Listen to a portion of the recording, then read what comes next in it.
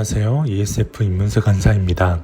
8월 11일 일용할 양식 본문 말씀은 열왕기하 21장 16절에서 22절 말씀입니다. 오늘 말씀에는 므낫세 왕의 마지막과 그의 아들 아몬의 생애가 나옵니다. 아몬의 생애도 아버지의 죄악된 모습을 그대로 답습하여 2년 만에 반란으로 죽임을 당하는 아주 짧은 왕의 역사가 기록되어 있습니다. 므낫세는 아버지인 히스기야가 보여주었던 믿음의 모습을 따르지 않고 오히려 반감을 가진 것 마냥 하나님을 버리고 우상을 섬깁니다. 아몬도 마지막에 회개하고 하나님께 돌아간 므낫세의 믿음과 회복과 상관없이 하나님을 버리고 우상을 섬깁니다. 왜 이들은 본이 되는 아버지의 모습과 반대되는 죄악된 길을 선택하고 걸어갔을까요? 왜 이들은 그런 선택을 할 수밖에 없었을까요? 혹자는 사회적 측면에서 침략으로 빼앗기고 망가진 사회와 경제, 곧 나라를 회복하기 위해서 어쩔 수 없이 우상 중심의 사회를 구성할 수밖에 없었다고 하시는 분이 계셨습니다. 나라를 살릴 만한 방법이 그것 하나뿐이었다는 것입니다.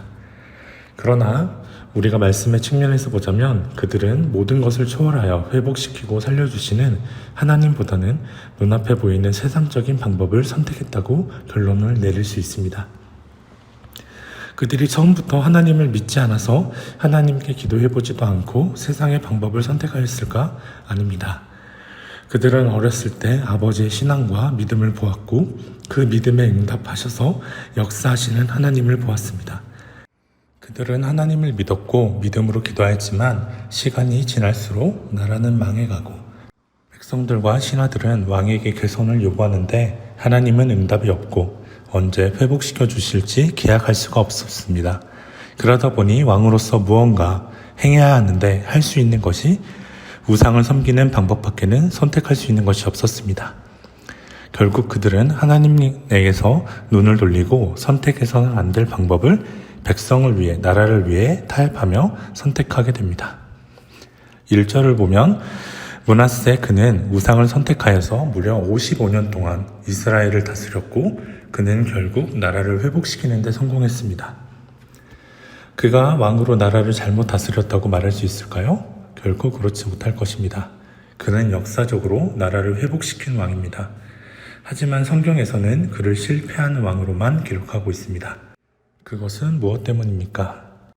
그가 나라를 회복시키고 잘 다스렸지만 나라를 위한, 다스리기 위한 모든 선택이 하나님의 뜻이 아니라 세상의 선택을 했기 때문에 실패한 왕이 되었습니다.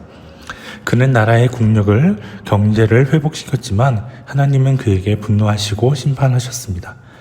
이를 통해서 므낫세도 아몬도 하나님에 대해 가졌던 믿음이 온전하지 못한 믿음이었다는 것을 알 수 있습니다.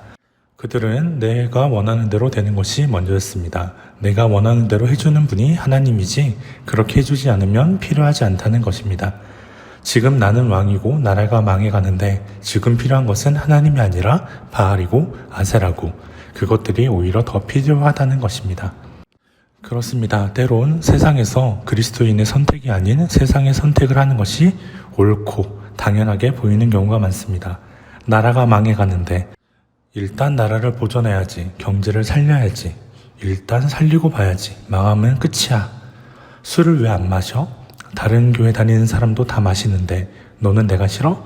술을 안 마시는데 인간관계를 어떻게 해? 등등 우리 삶 속에서 선택을 해야 하는데 세상의 선택이 더 성공 같고 옳은 것 같으며 더 즐겁고 더 재미있고 행복하며 좋습니다. 주변의 모든 사람이 그렇게 삽니다. 하지만 하나님의 뜻을 따르자니 불편하고 이상하게 보여지고 바보 같고 시대를 거스르는 것 같고 친구와 관계가 멀어지고 가족과도 그렇고 불안하고 외롭습니다. 세상은 우리에게 하나님의 선택을 하면 망하고 세상의 선택을 해야지 성공한다고 유혹하면서 이지선다의 선택을 강요합니다. 그래도 하나님을 선택하려고 하면 우리에게 세상의 선택을 해도 된다며 다른 크리스천도 그렇다고 상황이 이런데 그럴 수 있지 타협하게 합니다. 하지만 오늘 본문에서 보여주는 것처럼 하나님의 결론은 아무리 좋은 이유와 좋은 결과가 있어도 하나님의 뜻을 따랐는지 아닌지가 결론이라는 것을 알아야 합니다. 그렇다면 우리가 가져야 할 믿음은 어떤 믿음입니까? 그 믿음을 가장 잘 보여주는 장면은 다니엘의 세 친구들의 고백했던 믿음입니다. 그들은 신상에 절하지 않아서 풀무불 가운데 던져지는 형벌에 처해집니다. 그때 왕은 오히려 그들에게 말합니다. 너희의 하나님이 구원해주지 않으면 어떻게 하냐? 지금이라도 신상에 절하라.